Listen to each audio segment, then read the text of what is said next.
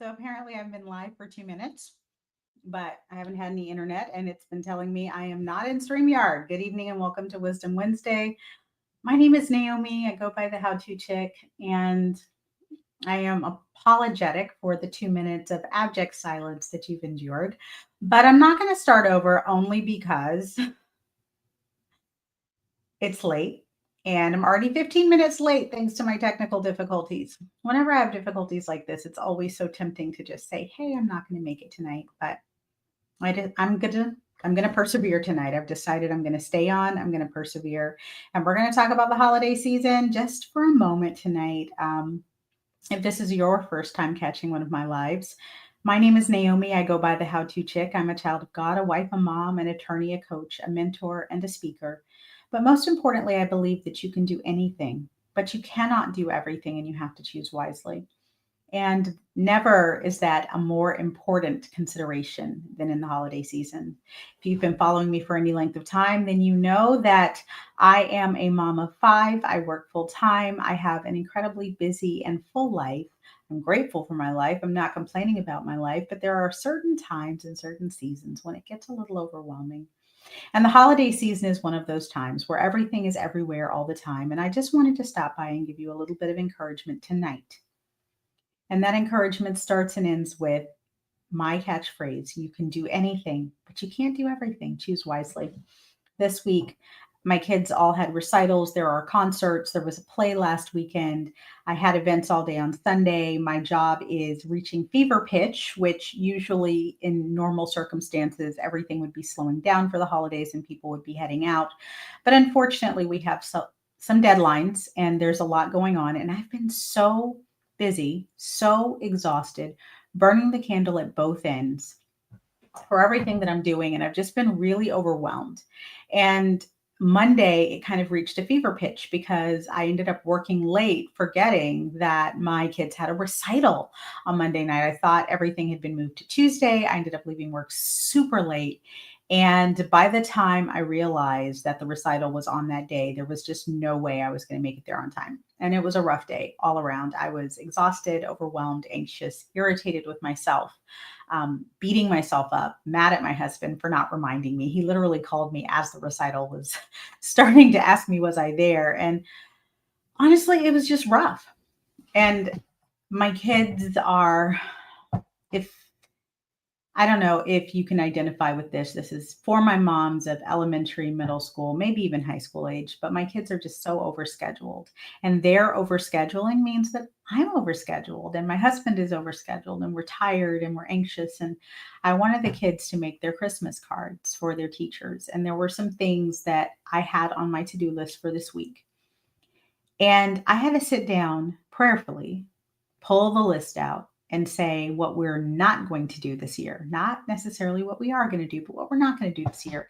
And the reason that I had to do that was because it became very clear to me that it was not going to happen in the way that I had envisioned it. Like, there's just not enough hours in the day. There are not enough minutes in the hour. There are not enough days in the week to accomplish the things that I thought we were going to accomplish in this holiday season. As a matter of fact, my Christmas tree went up on Sunday with not a light, not a bulb, not a pick, not a ornament in sight. And I'm still trying to get my house together. I have family coming for the holiday, and it would be ordinarily a checklist. Actually, I do have a checklist that's about 42 items long. And what I did on Tuesday night, after missing the recital, after recognizing that work is absolutely not going to slow down and probably won't until next week, after recognizing that my kids are tired and irritable and overstimulated and they just want to enjoy their holiday, is sit down and actually go through the things that I feel like I must do and replace it with the things that make sense to do. One of those things has always been for us to spend some time in gratitude during this season. We read Luke, we focused on the reason for the season. If you guys have been following me for any length of time, you know that I'm unapologetically a God girl. But I want to encourage you, moms, if you're overstimulated, if you're tired, if you're overwhelmed, if there are things you can't do, pick your non-negotiables and tell your kids. And I've said, no, we're not doing gingerbread houses and ice skating and all of that this week, maybe next week, maybe after Christmas, the week between Christmas and New Year's, if things have slowed down. We're just going to focus on making our cards, getting our cards out, making sure that the people that we love and that we care about near and far know that they are loved and the reason for the season. Everything else is going to have to go by the wayside. And if that means that instead of spending 2 days cooking, that I order my Christmas dinner, then so be it. And I'm okay with that. And I want you to be okay with that too.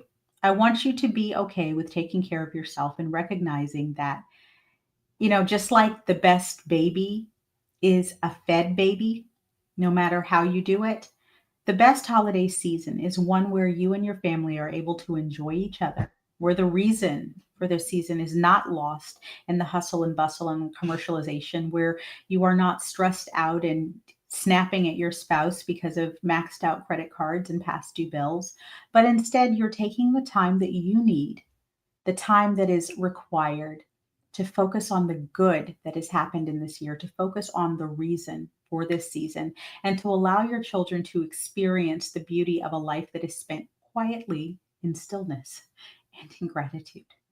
So that's what I'm working on this week. I hope that it's helpful for you because crossing 36 items off my 42 item to do list was freeing, liberating, and empowering, even if it didn't have the same dopamine hit of actually doing the things on my to do list.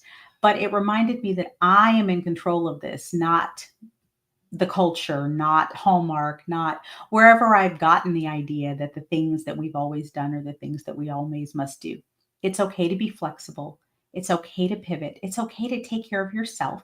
It is absolutely okay and actually imperative to find a way to live within your budget and your means so that you are not secretly stressed and anxious throughout the holiday season and into the new year. You can do anything, but you cannot do everything. Choose wisely. I hope that this holiday season is peaceful, joyful, and that you are with the ones you love. And for those of you who are grieving, allow yourself space for that grief. Point blank, period. Whatever that looks like. Even if it means wiping the holiday. I know if you have small children, that may sound, unfathomable, but what you need to do to be okay is important. And if you have small children, you can make the celebration smaller than it's been, but make sure that you're taking care of yourself mentally, physically, emotionally, and most importantly, spiritually. You can do anything, but you can't do everything. Make sure that what you do in this season will support you in the next. Have a wonderful weekend. I will not be with you next week as I will be enjoying my family for Christmas. Happy holidays, happy new year, and may God bless and keep each and every one of you. Good night.